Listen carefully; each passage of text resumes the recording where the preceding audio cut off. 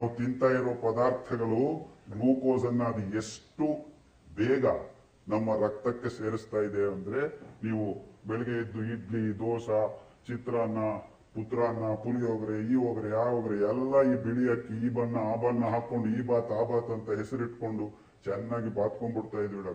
ಊಬಕಾಯ ಅದಕ್ಕೊಂದು ಹೆಸರು.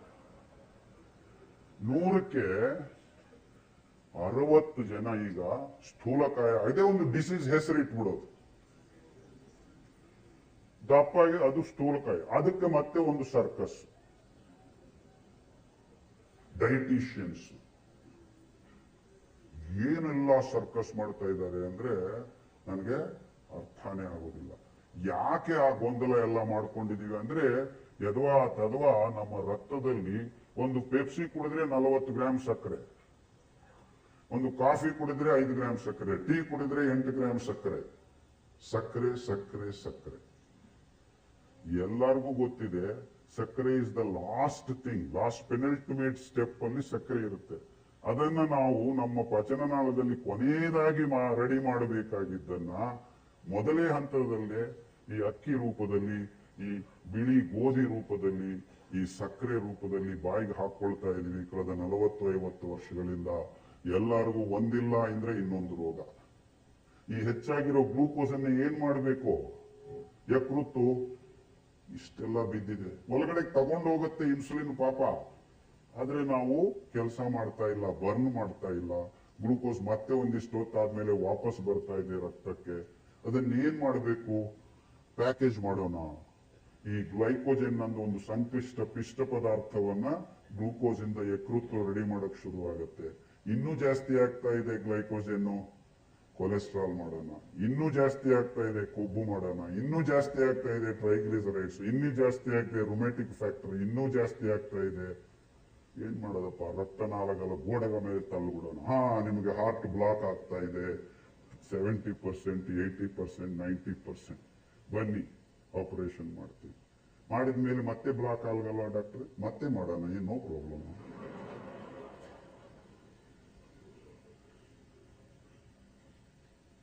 ನಾವಿರೋದೇ ಅದಕ್ಕೋಸ್ಕರ. ನೋಡ್ರಿ, ಸಹಜವಾಗಿ ನಾವು ಈ ಗ್ಲೂಕೋಸ್ ನಿಯಂತ್ರಣ ಇಲ್ಲದೆ ಇರೋದ್ರಿಂದ ನಮ್ಮ ಆಹಾರದಲ್ಲಿ, ಅಂದ್ರೆ ಆಹಾರ ಪದಾರ್ಥಕ್ಕೆ ನಿರ್ವಚನ ಏನಾಗಿರ್ಬೇಕು? ನಮ್ಮ ರಕ್ತಕ್ಕೆ ಗ್ಲೂಕೋಸ್ ಬೇಡವಾ?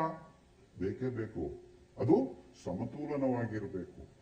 ದೇಹದ ರಕ್ತದಲ್ಲಿ ಯಾವಾಗಲೂ 7 ಗ್ರಾಮ್ಗಿಂತ ಹೆಚ್ಚಾಗ್ತಾ ಹೋದ್ರೆ ರೋಗ ಬರುತ್ತೆ.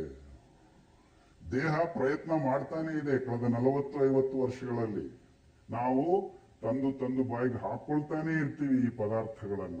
ಯಾಕೆ? Maharashtra alone produces 6 lakh tons of sugar.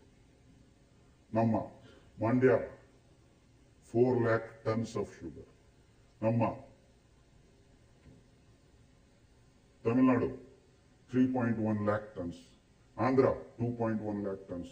ನಮ್ಮ ಇಡೀ ಭಾರತ ದೇಶದಲ್ಲಿ almost 18 lakhs of tons of sugar produce ಮಾಡ್ತೀವಿ. 1 kg ಸಕ್ಕರೆ ಉತ್ಪಾದನೆ ಮಾಡೋದಕ್ಕೆ 28,000 ಲೀಟರ್ ನೀರು ಬೇಕು.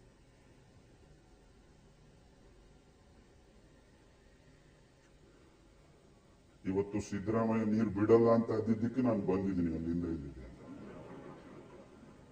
ಇಲ್ಲ ಅಂದ್ರೆ ಬರಕ್ಕಾಗ್ತಾ ಇರಲಿಲ್ಲ.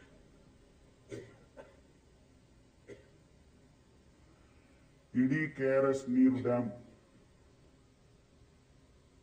ಈ ರೀತಿ ಕಬ್ಬನ್ನ ಬೆಳೀತಾ ಇದ್ದೀವಿ in the name of sugar factories. ನಿಜವಾಗ್ಲೂ ಅವ್ರು ಮಾಡ್ತಾ ಇರೋದು ಹೆಂಡ ಅಂತ ಎಲ್ಲರಿಗೂ ಗೊತ್ತಿದೆ. ಶುಗರ್ ಇಸ್ ಎ ಮುಖವಾಡ. ಯಾಕಂದ್ರೆ 1 ಮಿಲಿಗ್ರಾಮ್ ನಾವು ಬಾಯಿಗೆ ಹಾಕೋ ಬಾರದ ಪದಾರ್ಥ ಇದು. ಬೆಳಗ್ಗೆಯಿಂದ ರಾತ್ರಿ ತನಕ ಎಲ್ಲರೂ ಈ ಸಿಹಿ ಸಿಹಿ ಅಂತ. ದೇವ್ರು ಕೊಟ್ಟಿರೋ ಸಿಹಿ ಬೇರೆ. ಹಲಸಿನ ಹಣ್ಣಿನಲ್ಲಿ ಸಿಹಿ ಇದೆ, ಮಾವಿನ ಹಣ್ಣಿನಲ್ಲೂ ಸಿಹಿ ಇದೆ, ಸಪೋಟ ಹಣ್ಣಿನಲ್ಲೂ ಸಿಹಿ ಇದೆ, ಜೇನುತುಪ್ಪದಲ್ಲೂ ಸಿಹಿ ಇದೆ.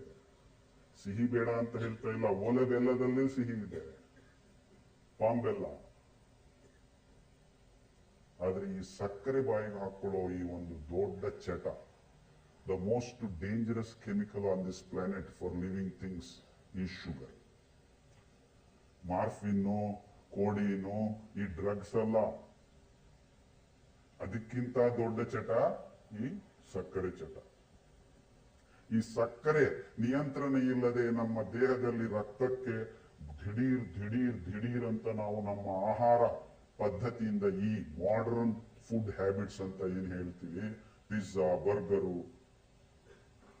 KFC, ಇವು ಅವು ಇವೆಲ್ಲ ಸೇರಿ ನಮಗೆ ಹೇಳ್ಕೊಡ್ತಾ ಇರೋದು ಅಕ್ಕಿ, ಗೋಧಿ, ಪರಾಟ, ಕುಲ್ಚಾ, ಇವೆಲ್ಲ ನಾವು ರಕ್ತಕ್ಕೆ ಗ್ಲೂಕೋಸ್ ಅನ್ನ ದಿಢೀರ್ ಅಂತ 15-20 ನಿಮಿಷದಲ್ಲಿ ಸೇರಿಸ್ತಾ ಇರೋದ್ರಿಂದ ಅದನ್ನ ನಿಭಾಯಿಸ್ಕೊಳ್ಳೋದಕ್ಕೆ ಹೋಗಿ ಈ ರೋಗಗಳನ್ನ ನಾವು ಉತ್ಪಾದನೆ ಮಾಡ್ತಾ ಇದೀವಿ. ಅಂದ್ರೆ ಈ ರೋಗಗಳೆಲ್ಲ ಬರೀ ಹೆಸರುಗಳು. ನಿಜವಾದ ರೋಗ ಎಲ್ಲಿದೆ?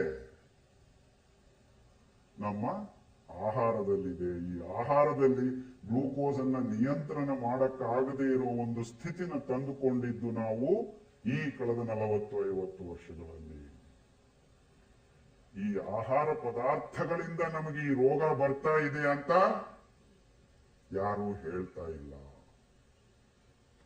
ಅಂದ್ರೆ ನಾವು ಗ್ಲೂಕೋಸ್ ಅನ್ನ ನಿಯಂತ್ರಣದಿಂದ ಸಮತೋಲನವಾಗಿ ಸಂಯಮದಿಂದ ರಕ್ತಕ್ಕೆ ಬಿಡುಗಡೆ ಮಾಡ್ತಾ ಇರ್ತಕ್ಕಂತ ಒಂದು ತಂತ್ರಾಂಗವನ್ನು ರೂಪಿಸಿದ್ರೆ ನಮ್ಮ ಆಹಾರದಲ್ಲಿ, ಆವಾಗ ಈ ಕಾಯಿಲೆಗಳೆಲ್ಲ ಹೆಸರಾಗಿ ಉಳ್ಕೊಳ್ತವೆ. ಅರ್ಥ ಆಗ್ತಾ ಇದೆ ನಾನು ಹೇಳಿದ್ದು? ಅತಿ ಸರಳವಾದ ವಿಷಯ ಇದು. ಅಫ್ಕೋರ್ಸ್ ಈ ಜೀವ ರಾಸಾಯನಿಕ ಕ್ರಿಯೆಗಳ ಸರಮಾಲ ಅಂತರ್ಜಾಲ ಅತಿ ಅದ್ಭುತವಾದದ್ದು. ಒಂದಕ್ಕೊಂದು ಎಷ್ಟು thousands of reactions are there. ನಾನು ತುಂಬಾ ಸರಳೀಕೃತ ಮಾಡಿ ಹೇಳ್ತಾ ಇದ್ದೀನಿ. At any